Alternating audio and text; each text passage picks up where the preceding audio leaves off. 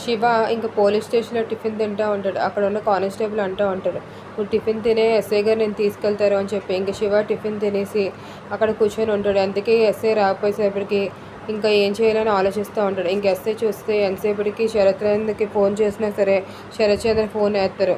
ఇంకా అటు చూస్తూ ఉంటే శివ బయటికెళ్ళిపోతాడు. ఆ బొమ్మలోనే మళ్ళీ ఆ కెమెరా అవన్నీ పెట్టుకొని. ఇంకా ఎస్ఐ లోపలికి చూసేటప్పటికి శివ కనిపించడు. ఇంక శివ అలా నడుచుకుంటూ వెళ్ళి శరత్‌చంద్ర గారి ఇల్లు ఎక్కడ అని చెప్పి అడుగుతూ ఉంటాడు. ఇంకా అలా వెళ్తున్నప్పుడే గగను ఏదో ఫైల్ ఇవ్వడానికి అని చెప్పి వాళ్ళ ఫ్రెండ్ దగ్గరికి వెళ్తే, "ఎందుకురా నీకు ఎంత లాస్ వచ్చింది? నువ్వు కరెక్ట్‌గానే చేస్తావు కదా" అంటే, "ఏం చేయమంటావురా, అలా జరిగిపోయిందని" చెప్తూ ఉంటాడు, కరెక్ట్ టైం సబ్మిట్ చేయలేక.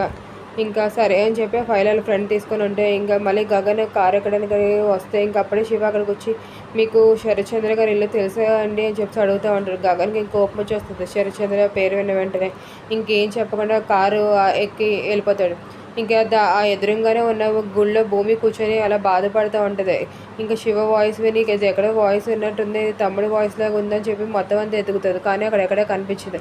ఇంకా అలాగుంటే ఇంకా శరత్‌చంద్ర అప్పుడే ఆఫీస్కి వెళ్తూ ఉంటాడు. ఇంకా ఆఫీస్కి వెళ్తూ ఉంటే ఇంకా ఇక్కడ చూస్తే శారద వాళ్ళ కూతురు పూర్ణి ఇద్దరు కలిపి భూమితో మాట్లాడడానికి గారు ఇంటికి వస్తారు. వచ్చిన వెంటనే బామ్మ ఇలా అంటూ ఉంటుంది, "భూమి లేదు, బయటికి వెళ్ళింది, నువ్వు వెళ్ళిపోయి, ఇక్కడ గొడవ జరుగుతుందేమో" అని చెప్పి. అప్పుడే ఇంకా మీరా చూసి, "ఎందుకు వచ్చాను ఇక్కడికి అంటే భూమితో మాట్లాడడానికి తను కొన్ని ప్రశ్నలు అడగాలి, అందుకే" అని చెప్తూ ఉంటుంది శారద.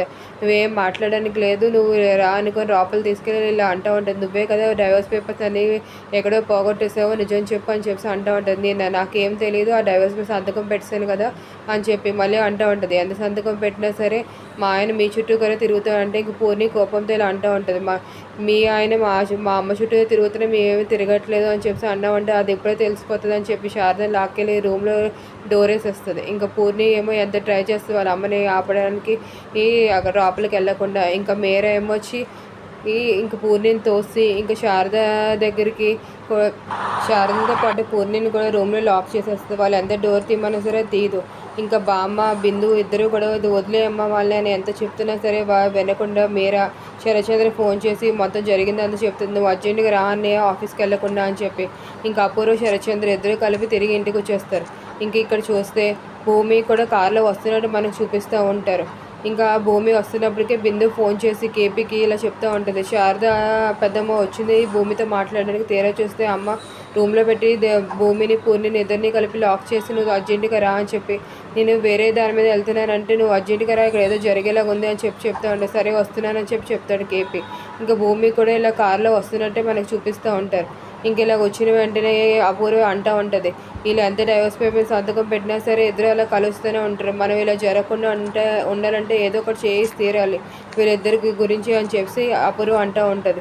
ఇంకా మీరా కూడా, "అవును, ఏదో ఒకటి చేసి తీరితే కానీ ఇంక శారద ఎప్పుడు మా ఇంటి చుట్టూ కానీ కేపీ దగ్గర కానీ రాకుండా ఉంటుందని చెప్పి.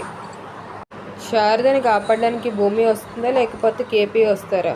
Thank you friends for watching my videos. Please subscribe.